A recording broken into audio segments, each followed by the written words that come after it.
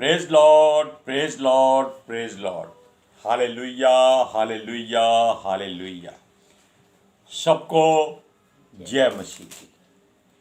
परमेश्वर, हमारा परमेश्वर, सारे जगत का, सारी सृष्टि का परमेश्वर, वो कहता है कि किसी के लिए ठोकर का कारण मत बनो। हालेलुया। और सबको उसकी भरपूरी से भरपूर कर दो। आज के सुसमाचार के लिए परमेश्वर की बेटी प्रार्थना करेगी। सबको जय मसीह की। परमेश्वर आप सबके साथ है और आप सबसे बहुत प्रेम करता है। Hallelujah, hallelujah. महान परमेश्वर, सर्वशक्तिमान ईश्वर, जमीन आसमान दे मालिक ते खालिक, ਤੁਹਾਡਾ ਧੰਨਵਾਦ, ਤੁਹਾਡਾ ਸ਼ੁਕਰ ਕਰਦੇ स्वामी। ਅੱਜ ਦੇ ਸੁੰਦਰ ਦਿਨ ਲਈ, ਸੁੰਦਰ ਸਮੇਂ ਲਈ, ਸੁੰਦਰ ਸੁਭਾ ਲਈ ਪਿਤਾ ਜੀ, ਜੋ ਜ਼ਿੰਦਗੀਆਂ 'ਚ ਬਖਸ਼ੀ ਪ੍ਰਭੂ, ਖੁਸ਼ੀਆਂ ਤੇ ਆਨੰਦ ਦਾ ਦਿਨ ਬਖਸ਼ਿਆ, ਤੰਦਰੁਸਤੀ ਦਿੱਤੀ ਪਿਤਾ ਜੀ, ਔਰ ਆਪਣੇ ਕਦਮਾਂ 'ਚ ਬੈਠਣ ਲਈ ਆਪਣਾ ਫਜ਼ਲ ਬਖਸ਼ਿਆ ਪ੍ਰਭੂ। ਇਹ ਸਭ ਤੁਹਾਡੀ ਦਇਆ, ਤੁਹਾਡੀ ਕਿਰਪਾ ਮੇਰੇ ਪਿਤਾ ਪਰਮੇਸ਼ਵਰ। ਇਸ ਦਇਆ ਲਈ ਵੀ ਤੁਹਾਡੀ ਬੇਟੀ ਤੁਹਾਡਾ ਧੰਨਵਾਦ, ਤੁਹਾਡਾ ਸ਼ੁਕਰ ਕਰਦੀ ਹੈ स्वामी। ਜੋ ਹਰ ਰੋਜ਼ ਸੇਵਾ ਬਖਸ਼ੀ ਪ੍ਰਭੂ, ਬਚਨ ਦਿੰਦਿਆਂ ਪ੍ਰਚਾਰ ਕਰਨਾ, ਉਸ ਲਈ ਵੀ ਤੁਹਾਡਾ ਧੰਨਵਾਦ, ਤੁਹਾਡਾ ਸ਼ੁਕਰ ਕਰਦੀ ਹਾਂ। ਬੇਨਤੀ ਕਰਦੀ ਪਿਤਾ ਜੀ, ਹੁਣ ਤੁਸੀਂ ਆਪਣੇ ਬਚਨ ਦੇ ਅਨੁਸਾਰ ਸਾਡੇ ਵਿਚਕਾਰ ਆਓ ਔਰ ਵਚਨ ਪੜ੍ਹਨੀ, ਪ੍ਰਚਾਰ ਕਰਨੀ, ਸਾਡਾ ਮੂੰਹ ਬਣ ਕੇ ਬੋਲੋ ਪਿਤਾ ਜੀ, ਤਾਂ ਕਿ ਤੁਹਾਡਾ ਦਿੱਤਾ ਵਚਨ ਤੁਹਾਡੀ ਇੱਛਾ ਦੇ ਮੁਤਾਬਿਕ ਮੇਰੇ ਪਿਤਾ ਪਰਮੇਸ਼ਵਰ ਦੁਨੀਆ ਦੀ ਛੋੜ ਤੱਕ ਪਹੁੰਚੇ। ਤੁਹਾਡਾ ਧੰਨਵਾਦ, ਤੁਹਾਡਾ ਸ਼ੁਕਰ ਕਰਦੇ ਹਾਂ ਪ੍ਰਾਰਥਨਾ ਸੁਣਨ ਲਈ। ਪ੍ਰਾਰਥਨਾ ਪ੍ਰਭੂ ਯੀਸ਼ੂ ਦੇ ਸਮਰਥੀ ਤੇ ਪਵਿੱਤਰ ਨਾਮ ਵਿੱਚ ਮੰਗ ਲੈਂਦੇ ਹਾਂ, ਆਮੀਨ। आमीन। ठोकर का कारण मत बनो। ठोकर का कारण का सही अर्थ है कि उसको परमेश्वर के राह से मत भटकाओ। Hallelujah, praise Lord. सुनिए, वचन में, परमेश्वर के वचन में लिखा है कि ये ठोकर ना तो संसारिक होनी चाहिए, ना ही आत्मिक ठोकर होनी चाहिए। क्यों? क्योंकि इस ठोकर से किसी का जीवन बर्बाद हो जाए, उसकी सजा उसको नहीं मिलेगी, उसको मिलेगी जिसने उसके जीवन में ठोकर को पैदा कर दिया। हालेलुया। क्योंकि आप ये संसारिक बातें, आत्मिक और शारीरिक और संसारिक में जो भी होता है, ये अपने मन की इच्छा से पूरी करते हैं। अपने हृदय से ये सारा बात, सारा काम, सारा कुछ आपकी मर्जी से ही होता है। इसमें परमेश्वर की कोई इच्छा या मर्जी नहीं होती। उसकी मर्जी होती है कि हम किसी के आगे अपना पांव ना रख दें ताकि वो गिर ना जाए, बल्कि अपने हाथ उसकी ओर बढ़ाएं कि वो गिरने से बच जाए। Hallelujah, praise Lord. सुनिए, शारीरिक सामर्थ्य जरूरी है जीवन के लिए, चलने फिरने के लिए, कामकाज करने के लिए, लेकिन आत्मिक सामर्थ्य भी जरूरी है ताकि आपका मार्ग केवल परमेश्वर की ओर जाए। Hallelujah, praise Lord. दोनों बातें एक समान शरीर में नहीं चल सकती। शरीर अपने समय के अनुसार कमजोर हो जाता है, लेकिन जो आत्मिक सामर्थ्य है वो बढ़ती जाती है, वो कम नहीं होती। अगर आप अपना मन उस परमेश्वर के हाथ में दे दें तो। Hallelujah, praise Lord. सुनिए, शरीर की घटने बढ़ने की सीमा आपके बस में नहीं है, वो परमेश्वर ने पहले ही सुनिश्चित कर दी है। लेकिन आत्मिक सीमा का बढ़ना और घटना आपके बस में है। हालेलुया। सुनिए, ये जो बातें दोनों है उसमें अंतर है। शारीरिक सामर्थ दिखाई देती है, लेकिन आत्मिक सामर्थ जो है वो दिखाई नहीं देती, उसको महसूस किया जाता है। हालेलुया।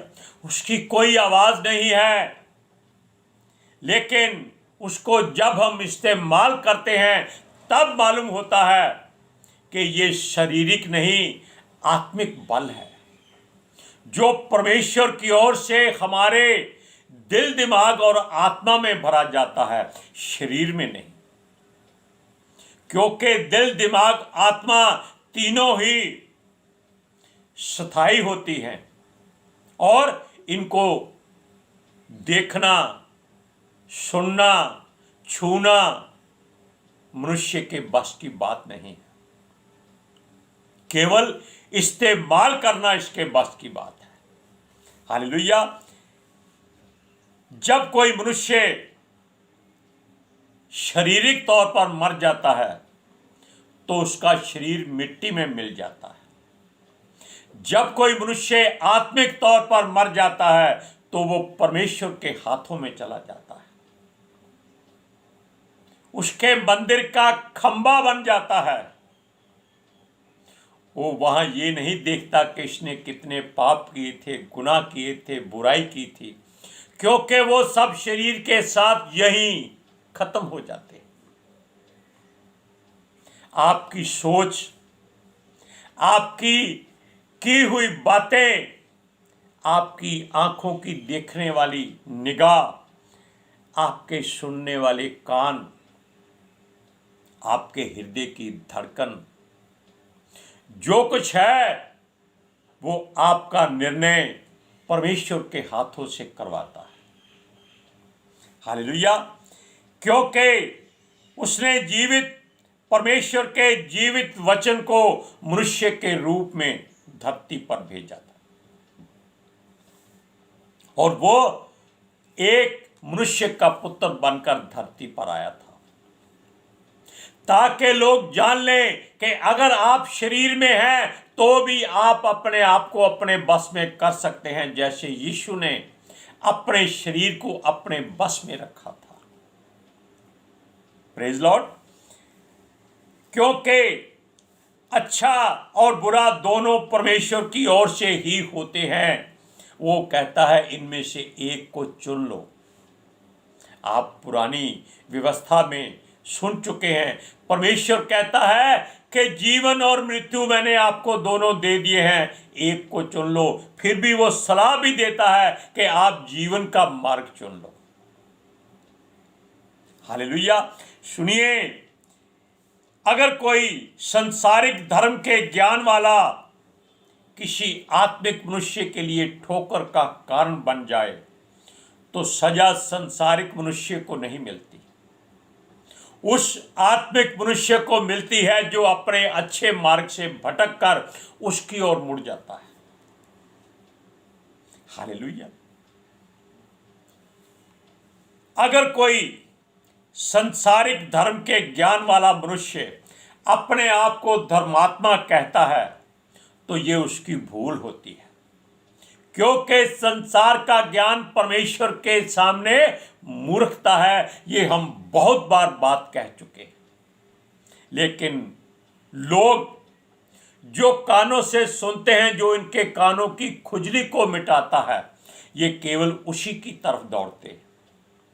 जो इनके हृदय को आग से भर देता है, ये उससे डर जाते हैं, क्योंकि आग इनकी इच्छाओं को, कामनाओं को, वासनाओं को जला डालती है। ये सोचते हैं हम परमेश्वर की ओर से शारीरिक रूप में भेजे गए हैं, हम शरीर का आनंद क्यों ना लें। भली बात है, लेकिन शारीरिक आनंद की कोई सीमा होती है, 1%, ताकि आप अपना परिवार बढ़ा सको। लेकिन आत्मिक आनंद की कोई सीमा नहीं होती है। ये परमेश्वर से लेकर आपके हृदय तक बढ़ता जाता है। हालेलुया। परमेश्वर की तरफ से वो सजा का हकदार हो जाता है जो किसी के जीवन में ठोकर का कारण बनता है। Praise Lord, hallelujah.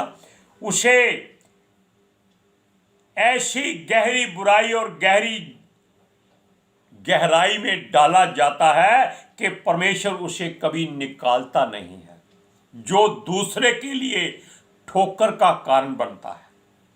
लेकिन आत्मिक मनुष्य अगर ठोकर खाता है तो वो सजा उसी को मिलती है, क्योंकि परमेश्वर कहता है जब मैंने तेरा हाथ थामा हुआ है तब तू इसको छुड़ाने की हिमाकत क्यों करता है? क्यों इसमें धर्म या मजहब को लाने की कोशिश करता है? क्यों इसमें जात पात को लाने की कोशिश करता है? क्यों इसमें ऊंच नीच भरता है? क्यों गरीबी अमीरी भरता है?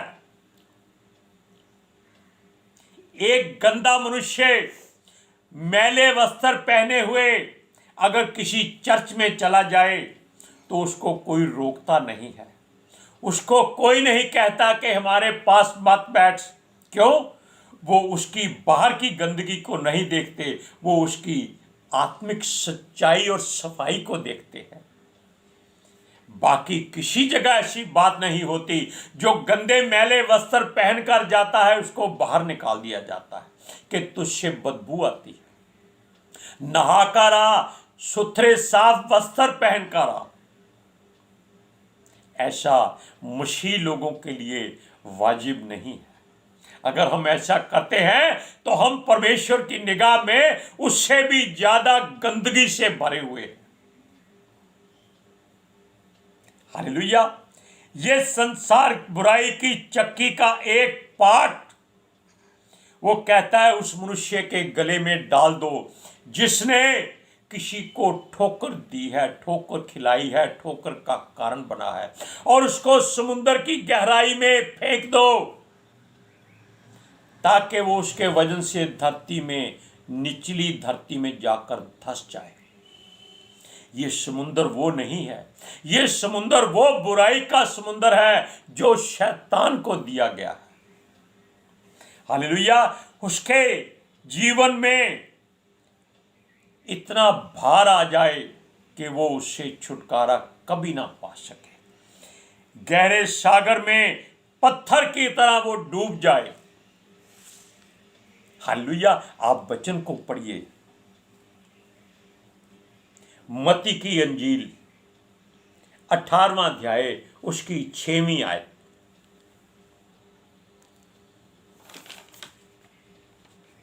पर जो कोई इन छोटों में से जो मुझ पर विश्वास करते हैं एक को ठोकर खिलाए, उसके लिए भला होता कि बड़ी चक्की का पाट उसके गले में लटकाया जाता और वह गहरे समुद्र में डुबोया जाता। हमने अपनी तरफ से कुछ नहीं कहा, क्योंकि हमको भी इस वचन से भय लगने लगा कि हम किसी के लिए ठोकर का कारण ना बन जाएं, वरना वो चक्की का पाट जो परमेश्वर के हाथ में है उसका वजन पूरा संसार नहीं सह सकता। हम कुछ नहीं है उसके सामने। वो तो कहता है, क्या कहता है, ध्यान से सुनिए, कि हर उस प्राणी के लिए ठोकर का कारण संसार बनता जा रहा है, कोई एक मनुष्य नहीं, क्योंकि मनुष्यों से ही संसार भरा हुआ है और ये सारा संसार ही ठोकर का कारण बनता जा रहा है। जो परमेश्वर की धार्मिकता को पा लेता है और संसार में एक परदेशी व्यापारी की तरह हो जाता है जो आकर वचन का व्यापार करता है। हालेलुया। और संसार में आता है और परमेश्वर के वचनों को दूसरों के दुखों के बदले में मुफ्त बांटता है कि वो दुखों से छुटकारा पाए और परमेश्वर के वचन का वो भी व्यापार करे। लेकिन परदेशी बनकर, मालिक बनकर नहीं, क्योंकि व्यापारी एक नगर में जाता है, वहां अपना व्यापार का सामान बेचता है, फिर वो दूसरे नगर में चला जाता है। लेकिन जो मसीही लोग हैं उनका असली घर ये संसार नहीं है। उनका असली घर वो परमेश्वर का भवन है। भवन तो परमेश्वर का ये है, लेकिन इसकी जो आत्मा है जो व्यापार करती है वो परमेश्वर के घर में जाती है। यीशु ने भी कहा था कि मैं पिता के पास जाता हूं, वहां तुम्हारे रहने के लिए बहुत से घर हैं। जब तैयार हो जाएंगे वो आकर हमें ले जाएगा, और वो आने वाला है। सुनिए, परमेश्वर के वचनों के दुखों के बदले में वो मुफ्त शांति बेचता है। वो अपने ऋतु में फलता है, वो ऐसा पेड़ बन जाता है जो पानी के किनारे होता है। और इस व्यापार में हमारा परमेश्वर पहल करता है। वो कहता है जो भी प्यासा हो वो पानी के पास आए। पानी क्या है? परमेश्वर का वचन। वो कहता है इसको सेंत में मुफ्त में मोल ले लो। जो भूखे हैं वो भी आकर भोजन मुफ्त में ले लो। ये पानी भोजन भी है और प्यास बुझाने के लिए है, लेकिन ये प्यास आत्मा की बुझाता है, होठों की नहीं। हालेलुया। प्यास बुझाकर नया जीवन पाओ। इस पाप के संसार से आप आजादी पाओ। ये संसार के चाहने वाले लोग उसके हकदार नहीं होते, जो सोचते हैं अगर परमेश्वर से कुछ अच्छा मांगना है तो धन मांगो। लेकिन जो आत्मिक मनुष्य है वो कहता है कि उसके पास जो कुछ देने को नहीं है वो उसके बदले में परमेश्वर को क्या दे। परमेश्वर कहता है कि किसी बात की जरूरत नहीं है। तेरे पास कुछ नहीं है, रुपया नहीं है, पैसा नहीं है, मुझे केवल धन्यवाद कर दे, मैं तेरी प्यास और भूख दोनों मिटा दूंगा। हालेलुया। जिसके पास रुपया नहीं है, देने को कुछ नहीं है, वो भी आकर उससे मुफ्त में भोजन ले ले, पानी ले ले, प्यास बुझाए, भूख मिटाए। सुनिए, क्योंकि यहां प्रभु परमेश्वर दुख में दूध और भोजन मुफ्त में देता है। दूध और भोजन। आप जानते हैं कि परमेश्वर ने अपने लोगों से कहा था कि वो तुम लोगों को जो दास्तव में हो आज़ादी दिला दी है, अब तुमको वहां ले जाएगा जहां दूध और शहद की धाराएं बहती हैं, जहां केवल खुशी और आनंद है। ये वही दूध और शहद है, वही भोजन है। हालेलुया। क्योंकि दोनों शुद्ध होती हैं, दोनों में कुछ भी मिला दो दोनों बर्बाद हो जाती है। दूध भी खत्म हो जाता है, फट जाता है, शहद बदबू मार देता है। हालेलुया। चिकना चिकना भोजन वो कहता है उससे पालो, आकर मुफ्त में पालो। जीवन बदलना पड़ता है। इस बातों के लिए संसारिक जीवन से आजादी लेनी पड़ती है। बिना परिश्रम के उत्तम वस्तुएं और उत्तम जीवन परमेश्वर देता है, और शांति और हर तरह से जीवन में संतुष्टि भर देता है। क्या आप ऐसा जीवन चाहते हैं? तो अपने जीवन को संसार से अलग करने की कोशिश करो। इस दलदल में से बाहर निकलो, अपने पैर धो लो और यीशु के लहू से नहा लो। आत्मिकता के तेल से भर जाओ, तब परमेश्वर अपनी आग से आपके घर को दृढ़ और मजबूत कर देगा। आप वचन को पढ़िए कि क्या वो कहता है, मुफ्त में क्या देता है। यशाया की पुस्तक 55 अध्याय उसका पहला और दूसरा वचन। ओहो, सब प्यासे लोगों पानी के पास आओ, और जिनके पास रुपया ना हो तुम भी आकर मोल लो और खाओ।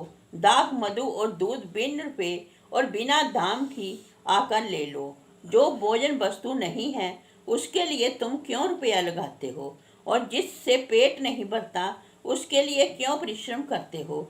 मेरी ओर मन लगाकर सुनो, तब उत्तम वस्तुएं खाने पाओगे और चिकनी चिकनी वस्तुएं खाकर संतुष्ट हो जाओगे।